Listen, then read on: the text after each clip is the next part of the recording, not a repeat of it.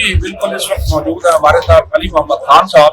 تو آج ان سے پوچھتے ہیں کہ جس طرح سیکورٹی کے غیر معمولی اقدامات ہیں، کیا ماضی میں بھی ایسے دیکھنے میں آئے، اور کیا ایسا تو نہیں لگتا کہ کہیں عدالت میں پیشی کے بعد عمران خان صاحب کی گرفتاری کا کوئی پلان ہے؟ سب سے پہلے بہت بہت شکریہ. بسم اللہ الرحمن الرحیم. اللہم صلی وسلم وبارک علی سیدنا. کل سابق وزیر اعظم جناب عمران خان صاحب جو لاہور ہائی کورٹ کے وہاں سے پروٹیکٹیو ملی ہے بہت سارے کیسز میں، اور اسی وجہ سے اب وہ اس وقت تشریف لا رہے ہیں. میں حیران ہوں کہ ملک دہشت گردی کے سروں میں ہے اور ملک کے سابق وزیر اعظم کے ساتھ ایسی ٹریٹمنٹ کی جا رہی ہے جیسے خدا نخواستہ کوئی دہشت گرد ہو. بلکہ میں آپ کو ایک بات بتاؤں تو یہ 2-3 راتیں پہلے جو لاہور میں عمران خان صاحب کے گھر پہ جو شیلنگ ہوئی، جو فائرنگ ہوئی، جو بلٹس فائر کیے گئے، پھر جب وہ صبح پریس کانفرنس کر رہے تھے اس سامنے تمام شیلز اور بلٹس کے وہ کارٹریجز رکھ کے، بڑا افسوس کی بات ہے کہ ہم اپنے ملک کے سابق وزیر اعظم کے ساتھ یہ کرتے ہیں چاہے وہ کسی بھی سیاسی جماعت سے ہوں.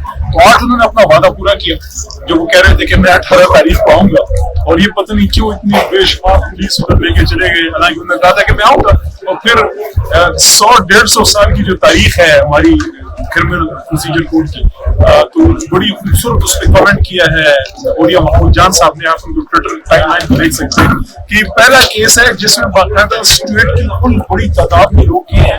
حالانکہ نارملی کیا ہوتا ہے، آپ اس طرح کی اریسٹ کے لیے آپ جاتے ہیں اور اریسٹ پیش کرتے ہیں وارنٹس، اور جس کے لیے بھی ہو وہ آپ کو شروع ہی دیتا ہے کہ میں اس تاریخ کو آ جاؤں گا، وہ آ جاتے ہیں. کبھی بھی ایسی کیسز میں اریسٹ نہیں ہوتی.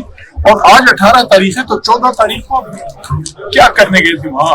اگر آپ 14 کو عمران خان صاحب کو لے بھی آتے تو یہ اگلے 3 دن آپ کو کس قانون کے تحت کہاں پہ رکھتے ہیں؟ کیا آپ نے کبھی دیکھا ہے کہ آبا عدالت کے اندر کبھی لکھکر لائے گئے ہوں، گواہی کرتے گئے ہوں، ڈرا کر کے گئے ہوں، اور اس طرح کی سیکورٹی ارینجمنٹس کیے گئے؟ میرے خیال میں اس کو پہلی بار دیکھ رہا ہوں، اور ظاہر ہے ہمیں کنسرن بھی ہے.